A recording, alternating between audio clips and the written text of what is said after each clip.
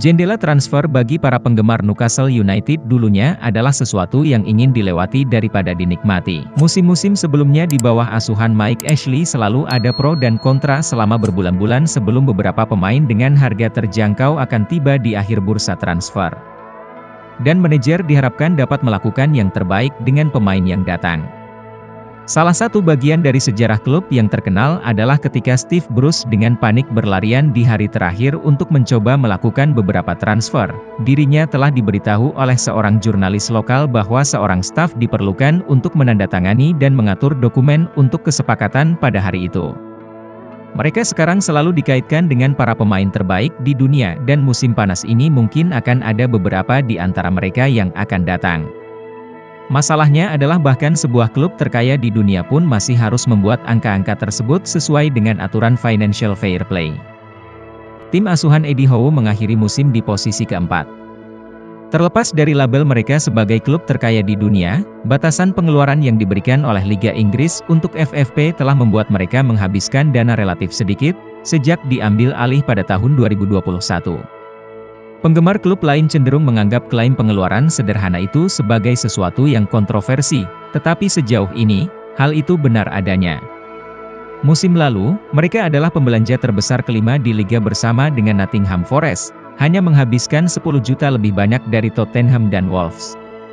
Mereka menghabiskan 10 juta lebih sedikit dari West Ham, lebih dari 50 juta lebih sedikit dari MU dan hampir 400 juta lebih sedikit dari Chelsea. Dalam 4 musim sebelumnya, di Liga, mereka berada di peringkat terbawah dalam hal pengeluaran.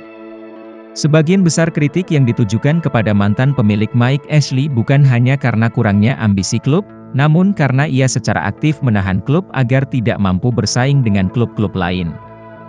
Newcastle secara konsisten memiliki pendapatan hari pertandingan tertinggi untuk klub manapun di luar 6 besar.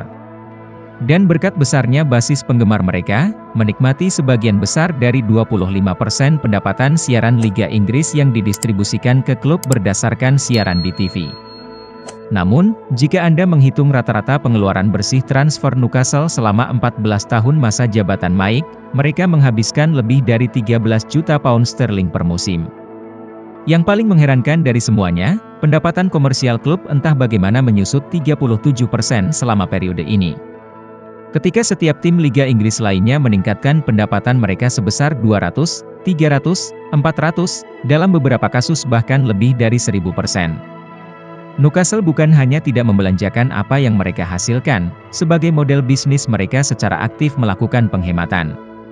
Pemilik baru mereka, bagaimanapun, sangat jelas tentang ambisinya untuk tidak hanya membangun kembali posisi klub sebelum masa jabatan Mike Ashley, tetapi secara aktif ingin melampaui kejayaan di masa lalu dan menjadi salah satu tim yang paling sukses secara konsisten di Eropa.